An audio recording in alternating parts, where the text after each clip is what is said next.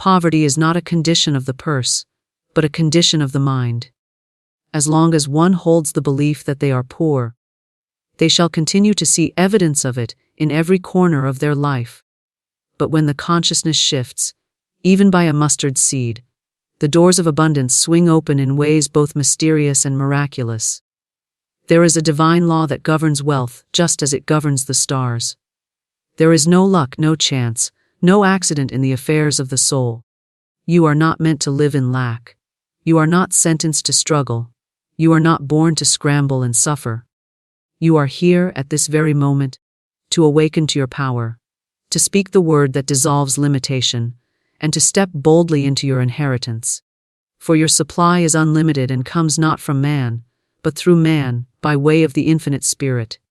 When the soul cries out in despair, "I have nothing," it has forgotten the truth.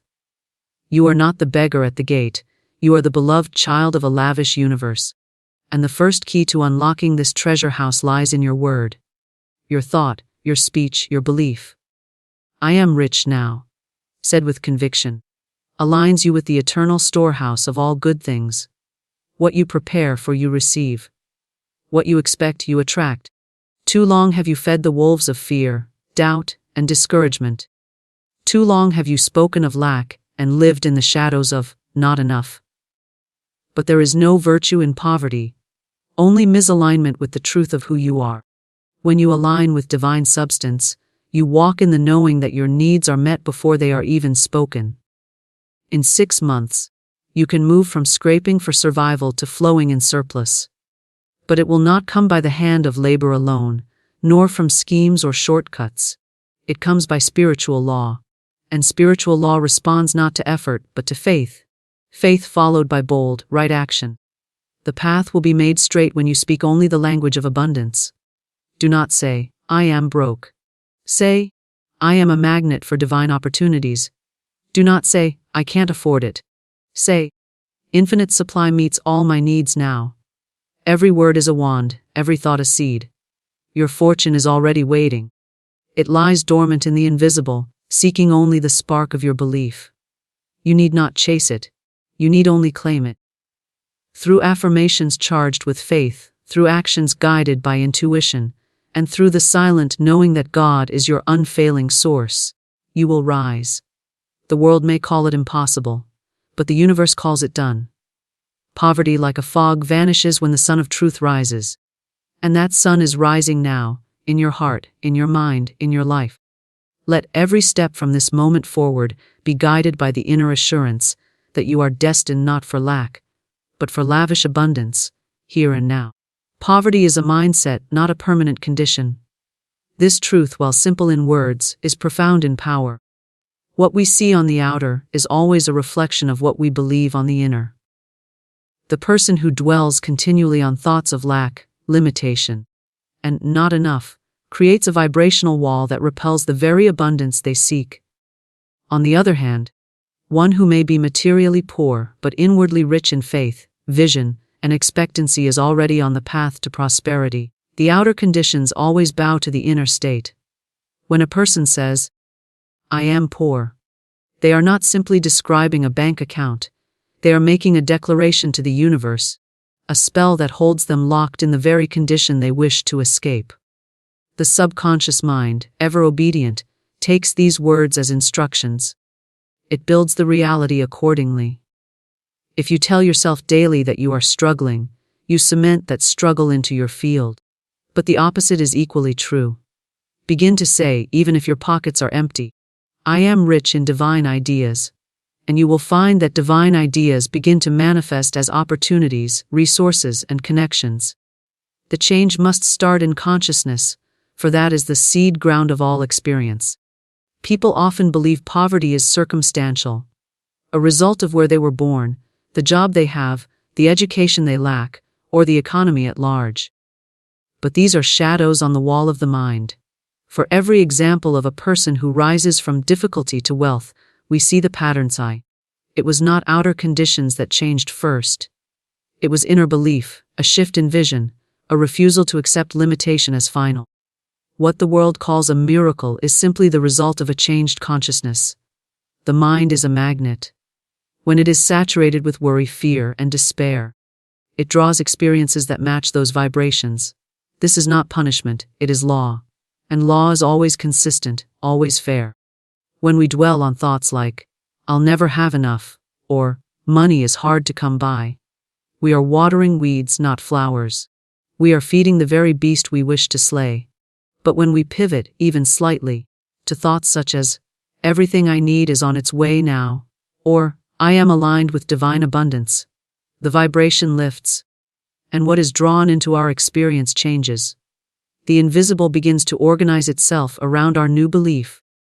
There are people with great wealth who live in fear of losing it, and people with very little who walk in peace, trust, and gratitude. It is not the numbers in the account that determine wealth. It is the feeling in the soul. If a person is always saying, "It's not enough," then $1 million will not satisfy them. But if a person says, "I am grateful, and I trust more is coming," then even in a small harvest, they will find joy. This joy, this peace, is the actual magnet for increase. Children are not born worrying about lack. A child naturally assumes they will be cared for. It is only through repetition of fear-based messages, spoken by parents, teachers, society, that they begin to believe that life is hard. Money is scarce and only the few succeed. This mindset is learned, and what is learned can be unlearned. You can choose to release every thought that binds you to poverty. You can choose to install new beliefs that align with truth. There is a divine blueprint of wealth already present in your subconscious mind, but it has been covered up by years of false teachings, negative affirmations, and societal programming. To uncover it, you must replace the old with the new. Say aloud, "I release the belief in lack. I am now aligned with infinite supply." Do this not once, but daily, and with feeling. The repetition of truth carves a new pathway in the brain, and the results will follow. Poverty thrives in minds filled with doubt. When you doubt your ability to succeed, you invite failure. When you doubt that the universe will provide, you block its flow. But when you begin to cultivate a mindset of trust, doors open. You may not see the full staircase, but the first step will be shown. Each step you take in faith lights up the next one. And so, the journey out of poverty is not made in one great leap. It is made in steady, consistent agreement with abundance. One of the most powerful tools in transforming a poverty mindset is gratitude. Gratitude is not just a feeling. It is a signal to the universe that you are ready for more. When you begin to give thanks for what you have, no matter how small, you shift your energy. A grateful heart is fertile ground for miracles. Say, "Thank you for my daily bread. Thank you for the roof over my head. Thank you for the opportunities coming to me now." The universe hears gratitude as a sign of readiness, and it responds with increase. It is also important to guard your mind from external influences. You cannot listen to hours of news, gossip, and complaint and expect to feel abundant. Just as the body becomes ill when it is fed poison, the mind becomes poor when it is fed fear. Choose what you consume mentally. Read words of power. Speak affirmations. Surround yourself with people who uplift and encourage. Make your environment one of prosperity, even if your means are simple. Clean your space, bless your possessions. Act as if you are already prosperous, and you will begin to see prosperity reflected back. The imagination is a divine tool. What you can imagine, you can manifest. So instead of rehearsing scenarios of failure, imagine scenes of success. Picture yourself living in a home you love, working in peace, being generous, traveling freely, and having all your needs met. Feel the emotions of that vision as if it were real now. The subconscious mind does not know the difference between what is vividly imagined and what is real. It simply responds. When you train your imagination to dwell on wealth, wealth begins to form. Another powerful practice is to detach from how the supply will come. Poverty often clings, grasps, and controls, but abundance flows. You must loosen your grip on fear and allow the infinite to work through unexpected channels. Do not say, "It must come from this job," or "only if I win this," or "if that person helps me." That limits the field. Instead say, I do not know how, but I know it is on its way. That statement releases resistance and makes you receptive. Let your inner conversation become rich. Listen to yourself throughout the day. Are your thoughts empowering, or are they filled with complaints and scarcity? Each time you catch a negative thought, replace it immediately. Say, "That's not my truth. My truth is abundance." Train your mind as you would train a garden, pulling weeds, planting seeds, watering the flowers of prosperity. You must also let go of resentment, envy, and judgment of others who have wealth. These emotions block your own flow. When you see someone succeed, bless them. Say, "I rejoice in their success. What God has done for them, He now does for me." This keeps you in a state of circulation. Poverty isolates. Prosperity includes. Let others' success remind you of what is possible, not what you lack. It's vital to remember that the energy you carry is more important than the effort you exert. You can toil day and night, but if you do it with fear, resentment, or unworthiness, you block your good. But one inspired idea, acted upon in faith, can bring more increase than years of struggle. So tend to your inner state first. Let peace be your foundation, faith your compass, and joy your fuel. The mind that knows it is rich becomes rich. The soul that walks in confidence attracts the support of heaven and earth. The one who believes lack is temporary, and not their truth, has already begun to rise. Your words and beliefs shape your financial reality. The world you see around you, the conditions you experience each day, and the flow, or lack, of prosperity in your life are direct reflections of what you have spoken into existence and what you have allowed yourself to believe, whether consciously or unconsciously. The universe listens not to desperation, but to conviction. It answers not to the fear in your voice, but to the faith behind your words. When you speak words of wealth, even in the absence of physical money, you begin the sacred act of calling the unseen into form. Every word is a declaration. When you say, "I can't afford that," or "money never stays with me," you are not merely describing your circumstances. You are giving instructions to your subconscious mind, which accepts every word as law. It does not argue, question, or judge. It simply says, "As you wish." The subconscious then guides your behaviors, your emotional patterns, and even the opportunities that appear before you in ways that match your declarations. You say, "I always struggle," and soon enough, struggle meets you at every corner. You say, "Things never go right for me," and the world seems to confirm your words. But change your language, and the world changes in response. If you begin to say, "Everything is always working out for me," even when things appear to fall apart, you are planting a seed of new reality. The outer world may not change instantly, but the inner soil begins to shift. And as within, so without. What you say repeatedly with emotion becomes a blueprint that your life builds around. Words become beliefs. Beliefs become habits. Habits become your results. There is no exception to this law. You may believe that your beliefs are shaped by your life experiences, but in truth, your experiences are shaped by your beliefs. If you expect poverty, lack, and difficulty, then you walk into each day tuned to that frequency, and your mind selectively notices everything that confirms it. You miss the open door, the friendly hand, the timely opportunity, because your belief filters them out. But when you expect increase, expect provision, expect success, your mind becomes attuned to the rhythm of abundance, and the world around you begins to rise to meet your new expectation. Many people unknowingly speak against their own success. They say, "People like me don't get ahead," or "You have to work yourself to death just to survive," or "That's only for the lucky ones." These statements may be common, but they are not true. They are not universal law. They are simply borrowed beliefs, passed down like hand-me-down clothes that no longer fit.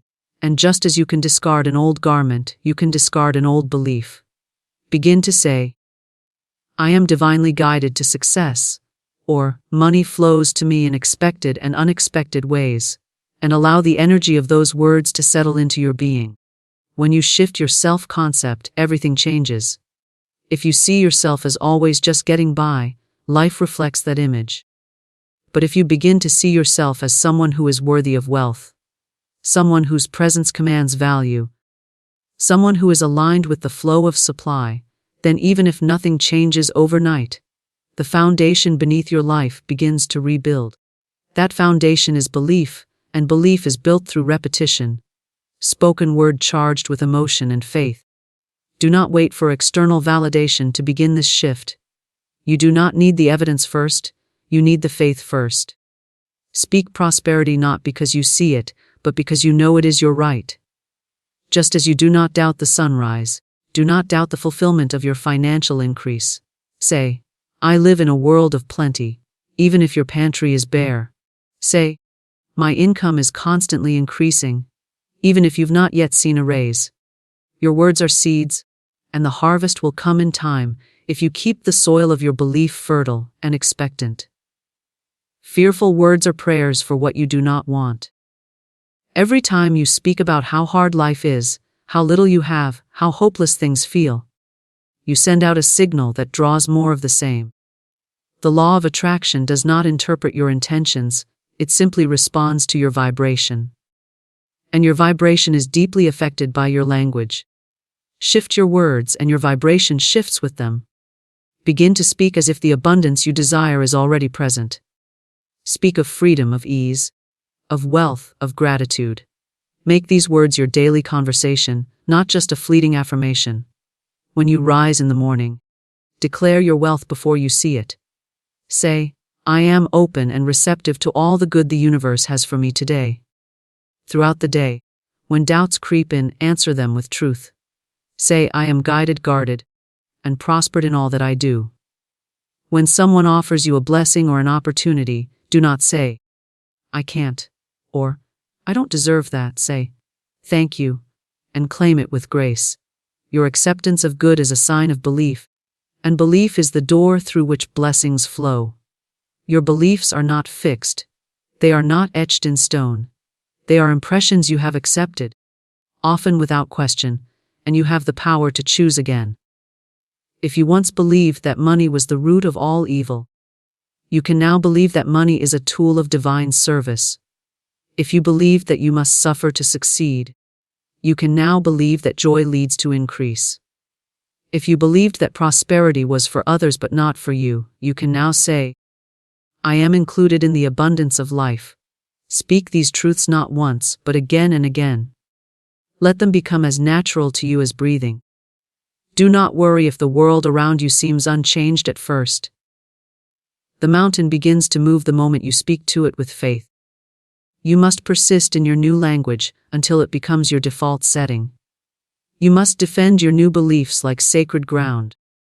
For the old thoughts will try to return, the old words will rise to your lips, but you are no longer who you were.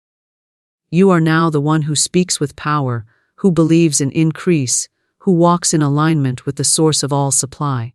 Use the power of I am wisely, for whatever follows it shapes your reality. Say, I am prosperous, and feel it ripple through your body. Say, I am worthy of wealth, and let that truth rewrite every lie you were told. Say, I am a channel for divine abundance, and watch the floodgates begin to shift. Your I am is your command to the universe. Let it be filled with certainty, with love, with power. Let it be the foundation on which you build a life of abundance, not through effort alone, but through alignment with the truth that you were never meant to live in lack.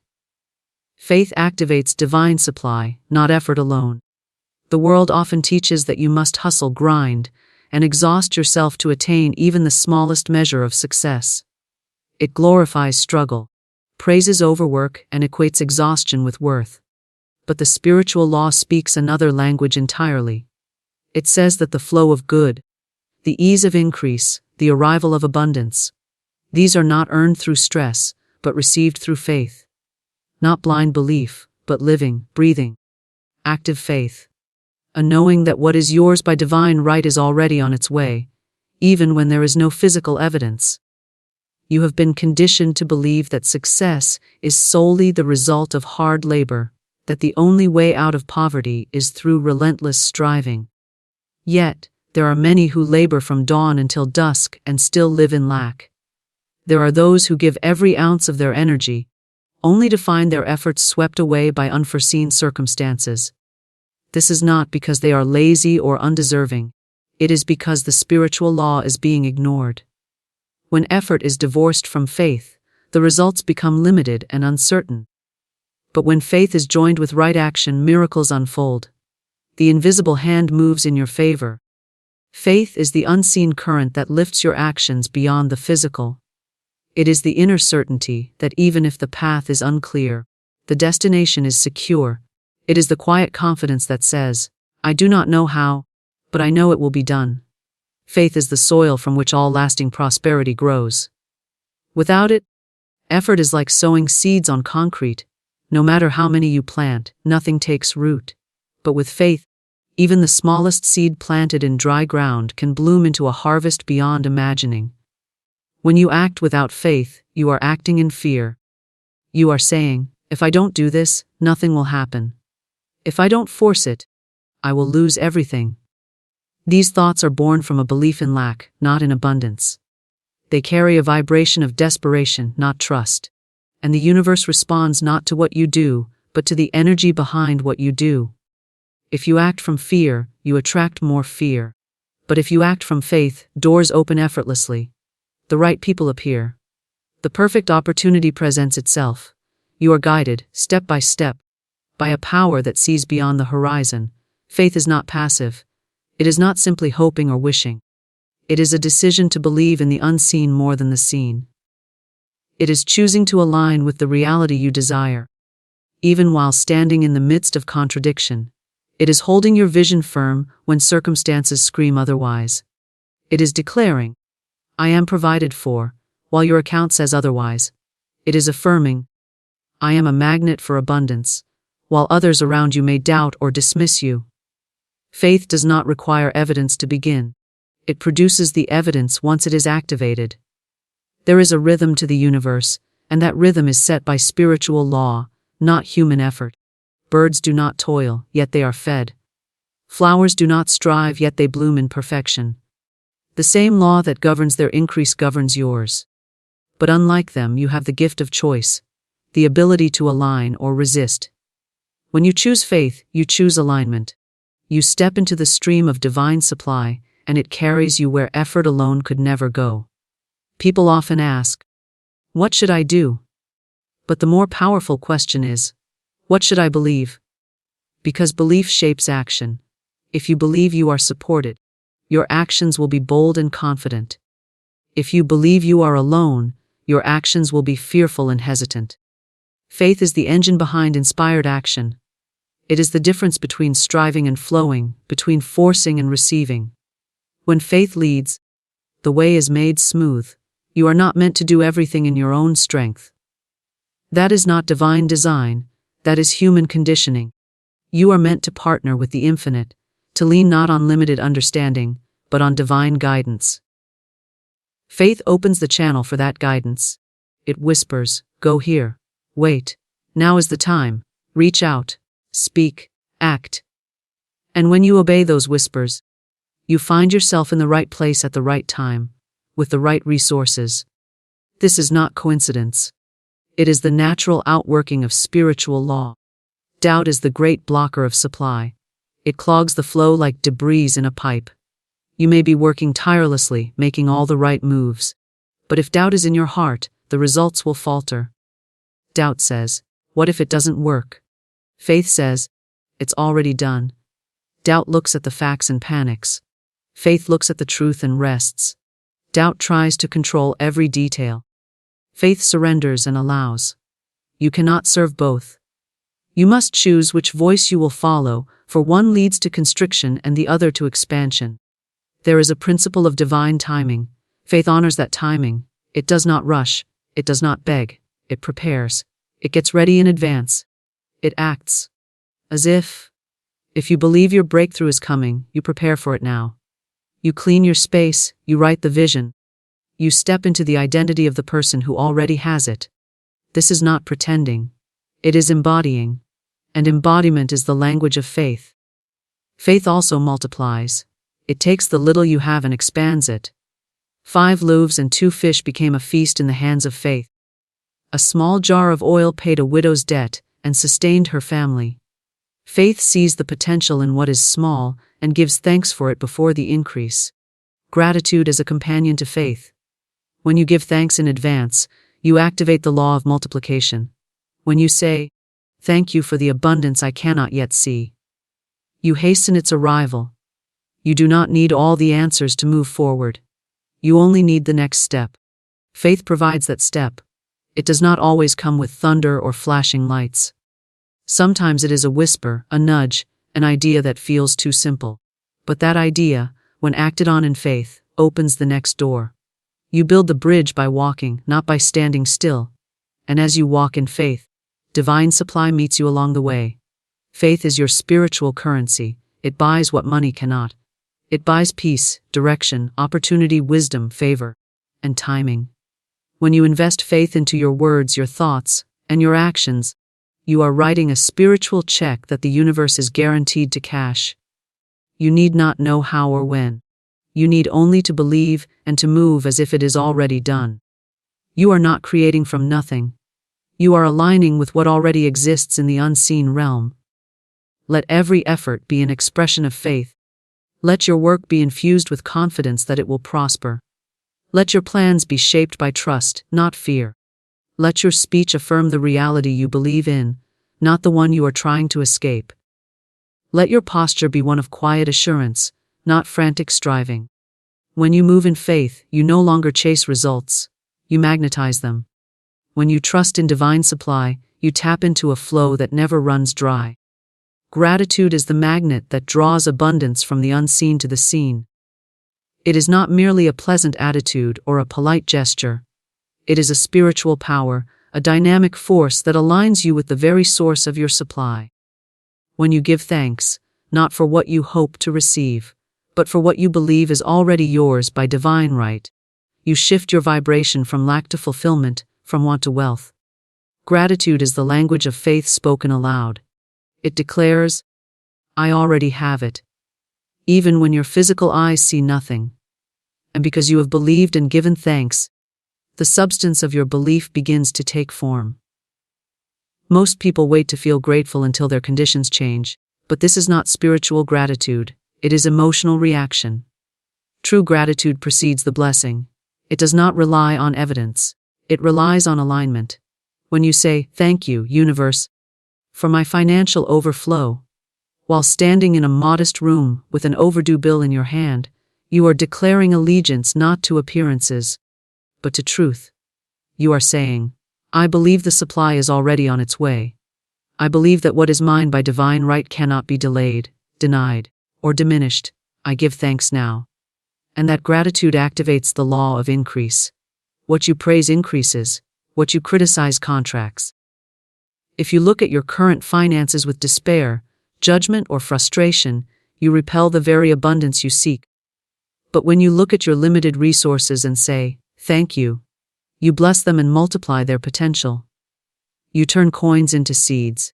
Every dollar becomes an instrument of prosperity when touched by sincere gratitude.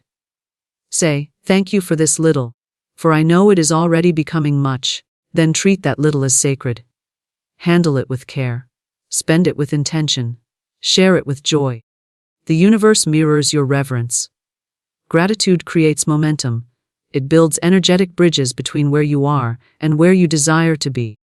Each moment of sincere thanks sends out a signal, a frequency that says, "I am ready to receive more." The universe, ever responsive, answers that call. You may find a forgotten check arrives in the mail, or a job offer appears without warning, or a stranger extends kindness that leads to breakthrough. These are not coincidences. They are confirmations. You gave thanks in advance, and the divine responded in kind. The power of gratitude is most potent when it is consistent. It cannot be occasional. It must become a habit of the soul, a rhythm of your mind, a tone in your voice. It is not enough to say thank you once or twice and expect the heavens to open. You must live in thankfulness, breathe it, walk in it. Let every situation become an opportunity to express appreciation. Not just for what feels good, but for every lesson, every challenge, every delay that carries hidden blessings. Say, thank you for the waiting, for it has taught me trust. Thank you for the obstacle, for it revealed my strength. Thank you for the silence, for it deepened my inner hearing. A gratitude transmutes energy. It turns fear into faith, resentment into release, doubt into expectation. If you are struggling with anxiety about money, pause and find something to bless. It may be your bed, your breath, your food, the light streaming through your window. Begin to thank it.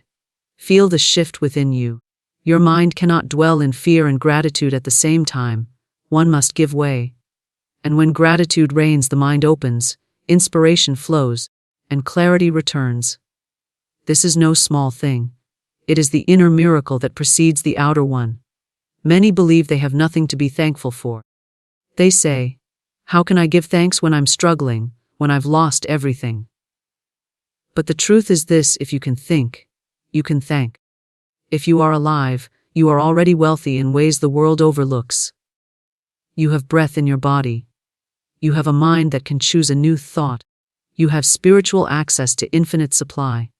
These are not sentimental comforts. They are sacred truths. Give thanks for them, and you unlock more. It is also essential to express gratitude not only in private but in practice. Give thanks aloud. Write it, sing it, share it. Do not be shy with your praise. Speak it into your space. Let your environment echo with your appreciation. The walls you live in respond to your vibration. The objects around you hold your energy. Let them be bathed in thankfulness. Say, thank you for this home, however small. Thank you for this chair, this cup, this pen, this pillow. You are symbols of the life I am creating. You are part of my unfolding prosperity. A gratitude creates harmony within and around you. It attracts kind people, helpful circumstances, and supportive energies. It heals relationships and soothes tension. When you give thanks for others, even silently, you uplift them. When you give thanks for opportunities before they arrive, you magnetize them. Say, thank you for the perfect connections, and they begin to appear. Say, thank you for the clients, the customers, the ideas, the income, and the flow responds. When you spend money, spend it with joy. Do not release it with fear. Say, thank you, money, for serving me. I bless you as you go, and I know you return multiplied. This is the vibration of someone who understands the law. Money is energy. It flows where it is welcomed and appreciated. Treat it not as a burden but as a guest. Host it well. Speak of it with love, not disdain. And when it comes, no matter how small the amount, say, I receive this with deep gratitude. A gratitude also prepares you. When you are thankful for what you have, you become a worthy steward of more. The universe does not withhold. It waits for your readiness. And readiness is demonstrated through appreciation. If you cannot honor the little, you will not honor the much. But if you make sacred what is in your hand, you are entrusted with greater things. Say, I am grateful now, and I am ready for more. Even in silence, your gratitude speaks. It vibrates through your being. It communicates with the infinite in a language beyond words. It says, I trust. I know, I expect. I rejoice. And in return, life unfolds in harmony with that vibration. People are drawn to you. Opportunities align. Your energy becomes magnetic. This is not fantasy. It is spiritual law in motion. Every morning before you rise, give thanks. Every night before you sleep, give thanks. Not as ritual, but as alignment. Let gratitude be the first and last thing you offer each day. It sets the tone. It clears the way. It keeps you connected to Source. No matter what the outer world is doing, your inner world becomes a sanctuary of abundance. From this place, all things become possible. From this place, lack loses its grip. From this place, you live as if you already have the life you desire.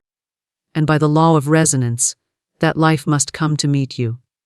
Generosity is the secret door through which abundance enters. It is not the act of giving from excess, but the act of giving from trust. Many wait until they have plenty to share, not realizing that it is the very act of sharing that multiplies what they have. Generosity is not measured by the amount given, but by the spirit in which it is given. One who gives a little with love opens greater gates than one who gives much with resentment. The universe reads the energy, not the amount. A small gift, freely given, carries more spiritual weight than a fortune bound by fear. There is a divine paradox in giving. The world teaches that when you give, you have less. But spiritual law reveals the opposite. When you give, you activate increase. What you release in love returns to you multiplied. The channels may vary. It may not return in the same form, or from the same person. But return it must, for that is the law. The seed that leaves your hand does not vanish, it is planted. And every planted seed produces after its kind. A coin given with joy returns not only in money, but in opportunities, protection, favor, and unforeseen miracles.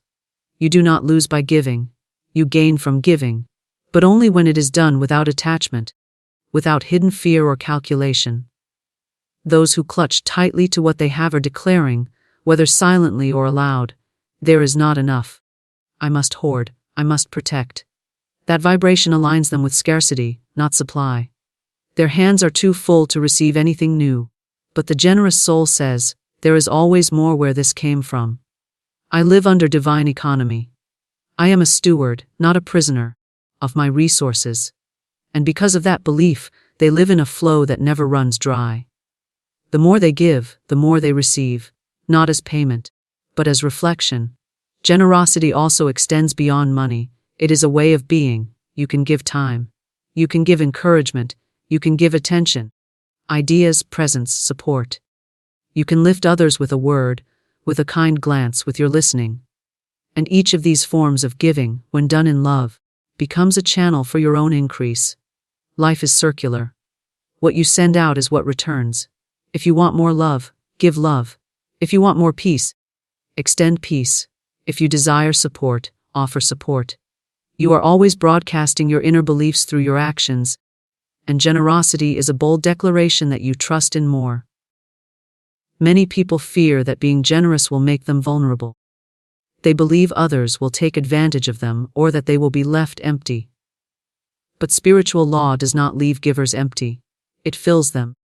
When you give with wisdom and joy, you create a vacuum that the universe rushes to fill. You become a channel through which divine supply flows. The more you allow that flow to move through you, the wider the channel becomes. You begin to live in a rhythm of receiving and releasing like breath. And just as holding your breath suffocates you, so does withholding your good. There is also healing in generosity. When you give from the heart, you dissolve bitterness. You rise above comparison. You affirm your own abundance by becoming a source of it. You declare to your subconscious mind, I am not in lack. I am overflowing. This shifts your energy from need to provision, from longing to fulfillment. The moment you become a giver, you stop being a beggar. You step into authority. You no longer wait for someone to give to you first. You initiate the cycle of abundance. And by spiritual law, it must return. To give when you have little is an act of deep spiritual trust. It is to say, I believe more is coming. I am not governed by appearances. That is a powerful vibration. It echoes across realms. It summons invisible forces. When you give out of conviction, not condition, you tap into a higher law. Remember the widow who gave her last coin. It was not the amount that moved heaven, but the faith behind it. The energy of that faith rippled outward and drew provision into her life in ways unseen. Some may ask, but what if I give and nothing comes back? This is the voice of fear, not faith. The law always responds, but not always on your schedule or through your expected channels. That is why giving must be detached from control. Give, release, trust. Do not stare at the ground waiting for the seed to sprout. Move on in joy. The harvest may come from a different field altogether, but it will come. The spirit in which you give matters more than what you give. If your giving is tainted with guilt, obligation, or expectation, it loses its potency. But when you give with celebration, you align with the law of joy. That joy amplifies your vibration. It lifts your whole being into a state where miracles are natural. You become magnetic, not because of what you've given, but because of how you've given it. Joyful generosity is irresistible to the universe. Practice being generous in small, daily ways. Let it become your nature. Share your smile. Tip with warmth. Offer help before it's asked. Celebrate others' success. Support someone's dream. Give without fanfare. Expect nothing in return. And yet know deeply and silently that what you sow in love will always find its way back to you. It may come through unexpected blessings, through protection from harm, through ideas that unlock your next breakthrough. Do not confuse generosity with self-sacrifice. Giving from emptiness is not divine, it is depleting. You are not called to martyrdom, but to overflow. Generosity that springs from guilt or fear does not uplift, it entangles. But when you are grounded in your own worth, when you give from a full heart, your generosity blesses both the giver and the receiver. You are giving not to fix, not to impress, not to earn favor, but to participate in the circulation of good. The more you give, the more you realize that abundance is not a possession but a flow. It moves through you, not to you. You are not the owner of wealth, you are the expression of it. The river does not hoard water at one bend. It lets it move, knowing more is always on the way. Be like that river. Release what you have in love, and watch what floods in to replace it. The law is certain. The supply is infinite. Your part is to give in alignment with the truth that abundance is your divine birthright. Generosity is your signature on that truth.